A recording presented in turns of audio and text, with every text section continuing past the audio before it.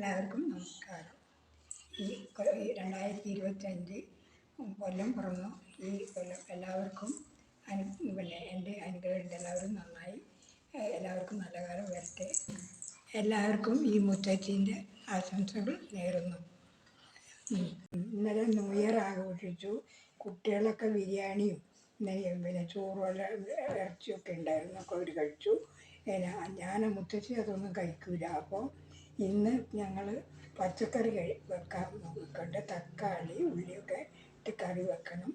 മക്കൾക്ക് മീൻ വറക്കാനുണ്ട്, അവർക്ക് മീൻ വറുത്തിട്ടും കഴിക്കും. മുത്തശ്ശി ഇതൊന്നും കഴിക്കില്ല. മീൻ പൊരിക്കാൻ പോവുകയാണ്. കറിവേപ്പിലയും മുളകും പിന്നെ മഞ്ഞൾപ്പൊടി ഉപ്പ് എല്ലാ സാധനവും വരട്ടി ഞങ്ങളിനി വറുക്കാൻ പോവുകയാണ്. മുള്ളൻ വറുക്കാൻ പോവുകയാണ്. മീൻ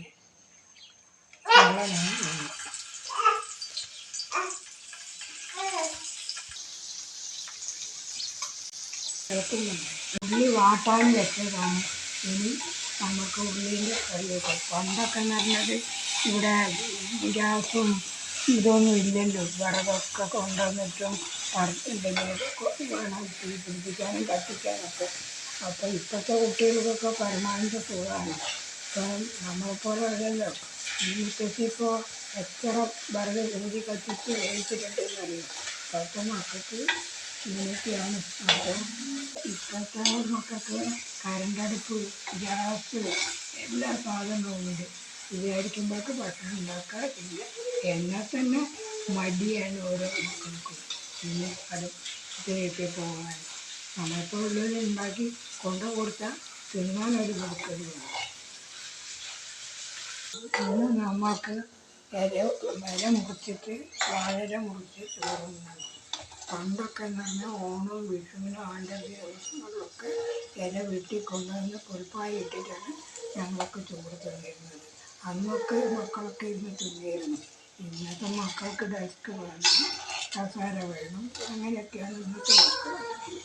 അപ്പോൾ നമ്മൾ പറഞ്ഞാൽ അവർ പറയും ഞങ്ങളവിടെ ഇരിക്കില്ല, ഞങ്ങളിവിടെ ഇരിക്കുള്ളൂ എന്ന് പറയും. അത് ചാദ്യം പിടിക്കും. അപ്പോൾ അവരതിന് ഞങ്ങൾ വിട്ടങ്ങ് കൊടുക്കും. അങ്ങനെയൊക്കെയാണ് ഇന്നത്തെ.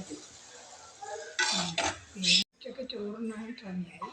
എൻ്റെ വീട്ടിൽ കൊണ്ട് വരട്ടെ.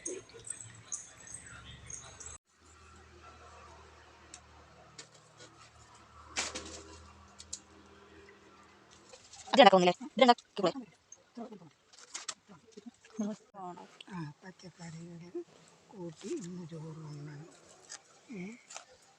മീൻ വറുത്ത് വെച്ചിട്ടുണ്ട് കുട്ടികൾക്ക്. ഈ ചോറുണ്ട്. സുഖമായിട്ട് കുറേ സമയം ചെലവഴിക്കണം. അത് കഴിഞ്ഞ് നമുക്ക് ഈ ചോറുണ്ട്.